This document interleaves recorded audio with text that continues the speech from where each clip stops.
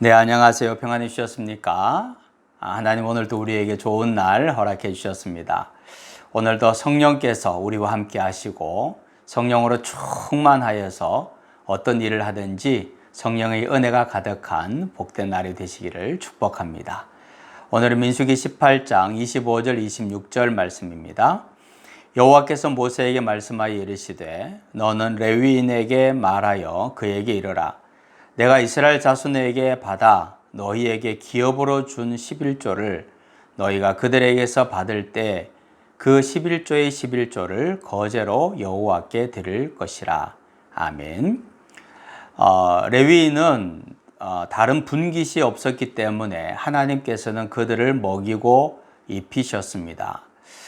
그런데 하나님께서 레위인을 먹이고 입히시는 방법 중에 하나가 바로 11조였습니다. 이스라엘 백성들이 어떤 수입을 얻게 되면 그 수입 중에 10분의 1을 11조를 하나님께 드리면 하나님께서는 그것을 레위인에게 주시겠다라는 거죠. 그래서 레위인이 그것을 받아 사용할 수 있게끔 하셨습니다. 요셉 지파가 사실상 에브라임과 므낫세 이 두 지파로 나뉘게 되는데 그러면 사실상 13지파가 되죠. 레위 지파를 제외한 12지파가 정상적으로 11조를 한다면 산술적으로 계산을 해보면 레위인은 오히려 다른 지파 사람들보다 평균적으로 조금 더 풍족한 생활을 하게 되는 겁니다. 다시 말하면 12지파가 레위 지파 한 지파를 먹여 살리는데 아무런 문제가 없었다는 겁니다. 레위인은 자신들이 이스라엘 자손에게 받은 그 11조를 그냥 쓰면 안 되고 11조 받은 그것을 가지고 또다시 그 중에서 11조를 하나님께 드리게 됩니다. 그러면 이것은 제사장에게로 돌아가게 되는 거죠. 그런데 이 사사기를 보면 레위인들 또 제사장들이 성막을 버리고 떠도는 사람들이 많이 발생하게 됩니다. 그 이유는 분깃이 없는 레위인들을 위해서 백성들이 11조를 해야 되는데 하지 않았기 때문에 일어나는 일이었습니다. 11조는 하나님께서 나에게 주신 것을 하나님의 것임을 인정하고 얼마를 주셨든지 그것을 감사하고 그래서 내가 가진 모든 것은 결국은 다 하나님의 것입니다 라고 고백하는 신앙 고백이라고 할 수 있습니다. 이러한 신앙 고백은 먼저 나를 살립니다.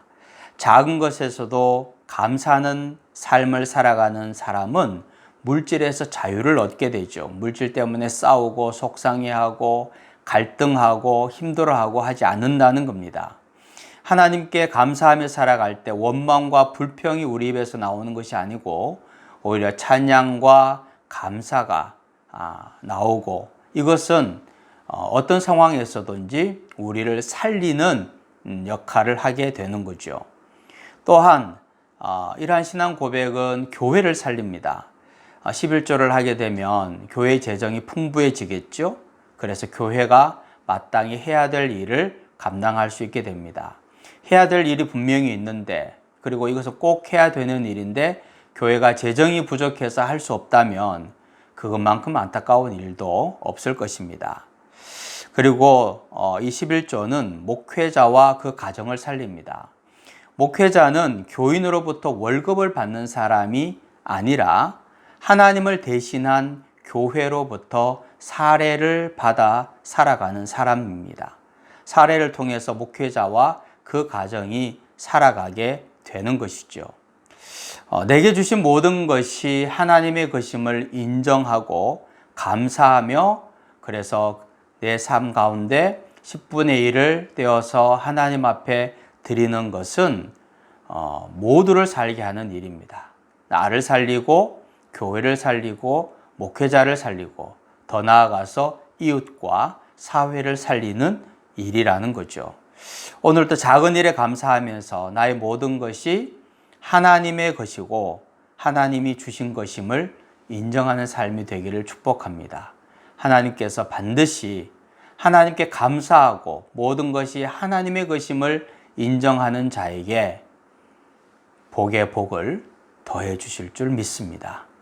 하나님, 오늘의 모든 삶도 하나님의 것임을 인정하고 내가 가진 모든 것도 하나님의 것임을 인정하고 하나님께 드려야 할 것들을 기쁨으로 드리며 살아 우리의 삶 속에 감사와 찬양이 넘치게 하시고 그로 인하여서 더 큰 은혜가 우리의 삶 가운데 임하는 역사를 보게 하여 주옵소서.